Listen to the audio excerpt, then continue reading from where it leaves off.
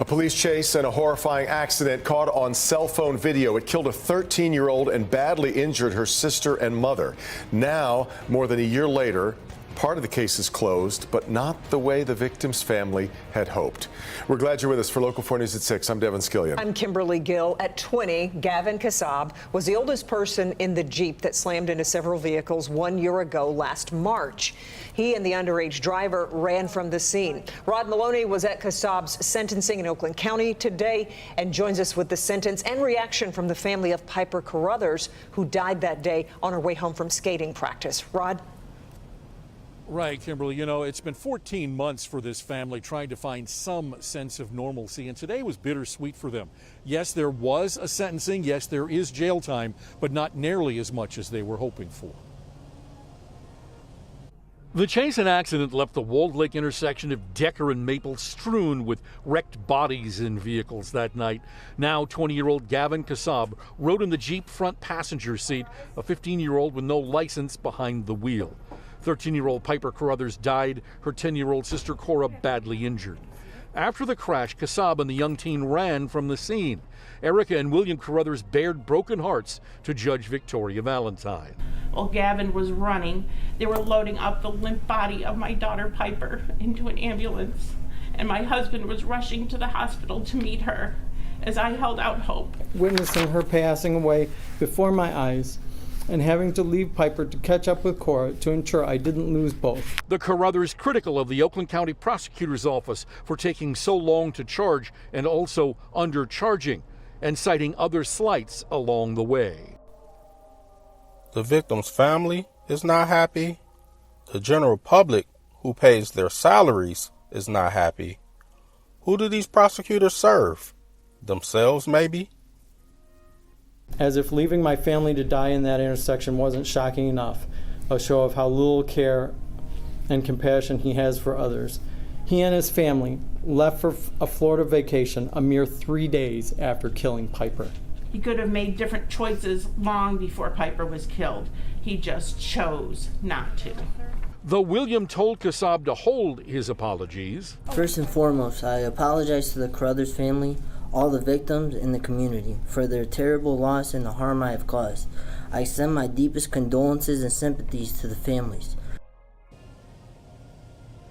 Well, there were 5 charges in the case: manslaughter, reckless driving causing an accident, aggravated use of a weapon, leaving the scene of a fatal accident among them.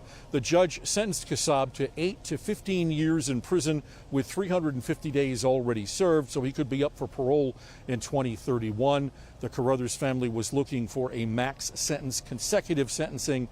That did not happen.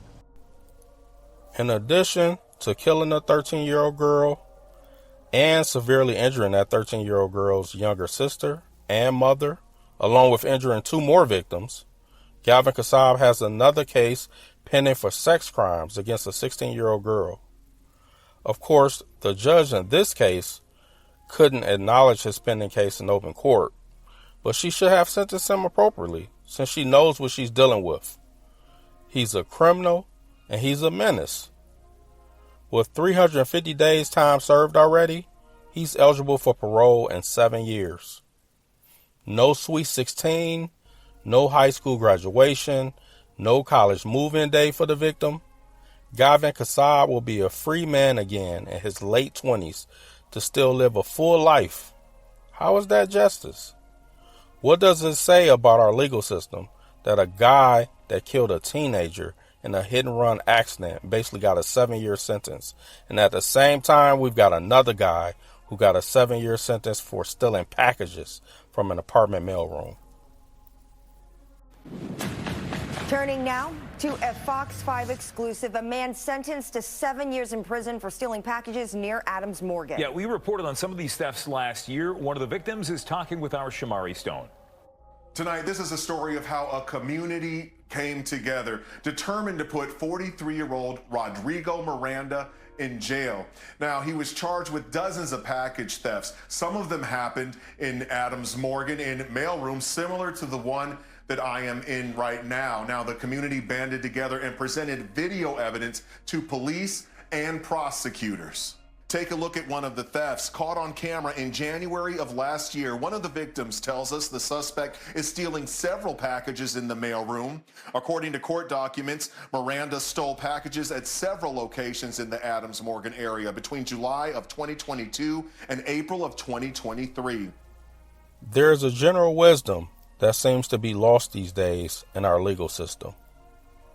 If you steal his goods, later on, you can return those goods, or you can repay him equal value. But if you kill, there is no later on.